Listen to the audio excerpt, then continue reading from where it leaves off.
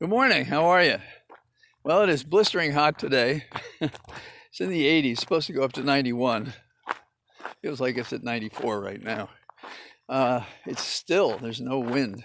So, but it's nice to be out. Heat feels good. Now more than ever, I want to go for a swim. I wonder if I can still remember. So, among the things that are hopping around is we had the anniversary of the killing of George Floyd yesterday. And I hate to say it because I'm a genetic Democrat, but it seems to me we're giving more thoughts and prayers, remembrances and things, and not enough action, not doing anything. And it mirrors what we do with guns. We accept the standoff, we raise money from both sides, and then we don't have any reform. And I'm afraid that's where we are right now with the remedies that this bill would present that passed the House, which is about chokeholds and how you use deadly force and whether or not law enforcement officers can be immune from their bad acts afterwards because of qualified immunity. And I expect this from the Republicans, but I think the Democrats are playing it too soft. And this is the way I look at it. Do any of you think the Republicans would hesitate 1 minute to get their agenda through the Congress by erasing the 60-vote rule? Anybody? I don't hear anybody. And it's because they wouldn't.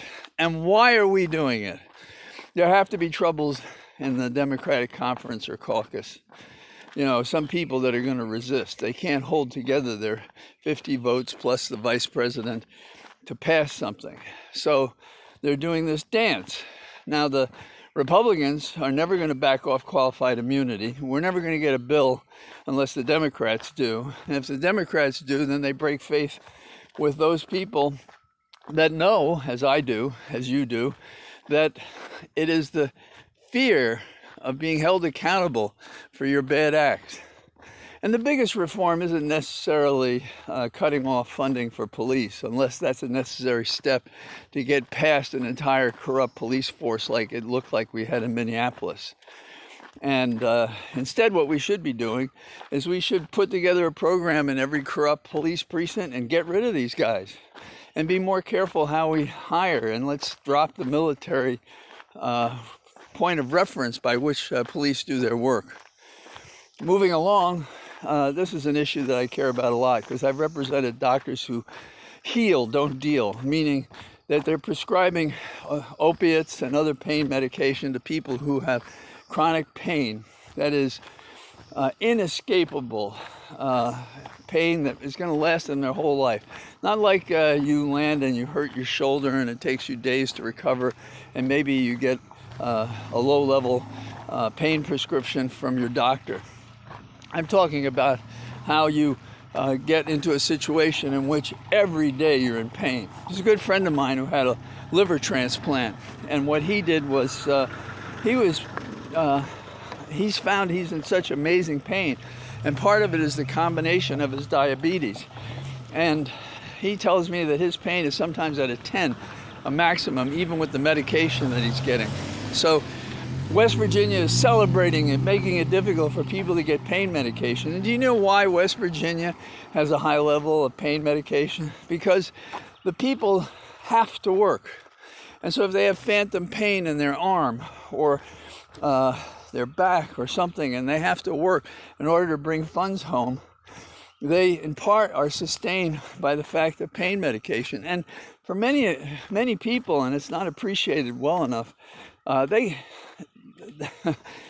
they can't have a surgery to cure it, and the pain can go through your body like a storm. Anyhow, some of you out there have probably been through the experience of asking for enough pain medication so that you can work or think or sleep. And you know what I'm talking about is true. The doctors are so terrified of DEA, they don't want to give any pain medicine. Moving to another bad story, Garland is a big disappointment to me. And I can simplify it because everybody says, what is he thinking? What is he thinking? Why assume he's thinking good when the obvious conclusion is that he's doing something that is bad policy at best? I'm not saying it's corrupt, but I'm saying it's wrong. Suppose you were Attorney General and you go through the papers and you find all this communication involving Barr and people in the department to prejudge the outcome of the Mueller report. Do you fight to keep it secret? No, you put it out there. What if you become Attorney General and you have the Mueller report? Do you fight to keep it secret, or do you release it unredacted? Are we like children that we can't stand to know the truth of what happened in the Trump administration? And what does it say about the Garland administration that would step on these things? What does it say about the Garland administration that would say, we don't want this ruling by the circuit court that Congress has standing to bring subpoenas? What is that? It's like they want to have a safe place to do precisely what the Trump administration did.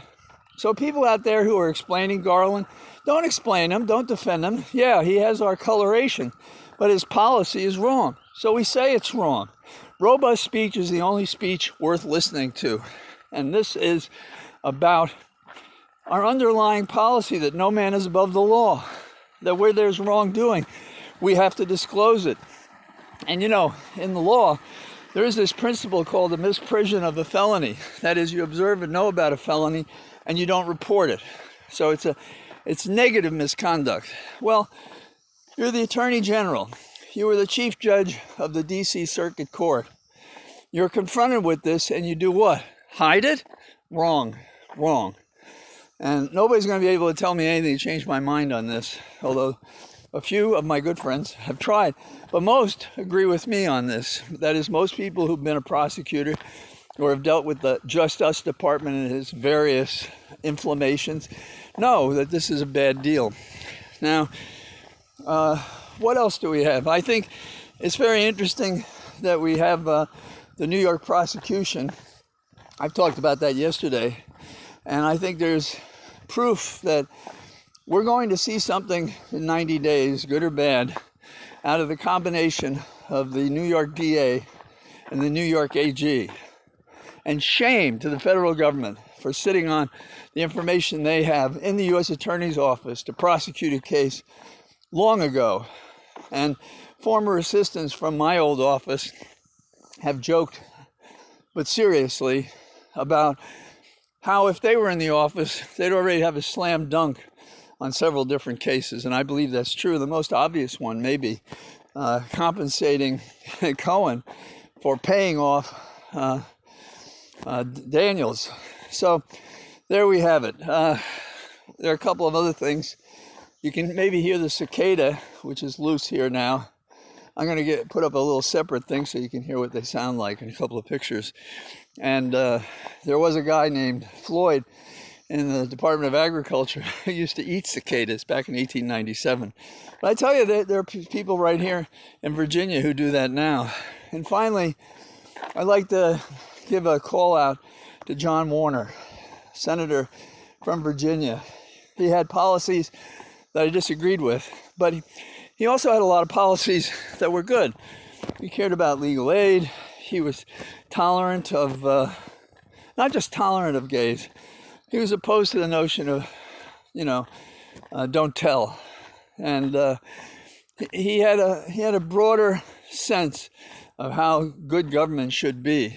And I had plenty of disagreements with him, but in 1984 when I ran for Congress and there was nobody at these various stops to introduce me, and he was up that year for the Senate, running against Ollie North, if I remember correctly, he got up and he'd introduced me in the most glowing way. The Republican versus the Democrat. And he and I rode horses together, and I got to know him pretty well on a personal level. And it hurt me when we had differences between us, but that's the way life is. So, it's a beautiful day out. Have a good day, and I'll talk to you tomorrow. Bye-bye.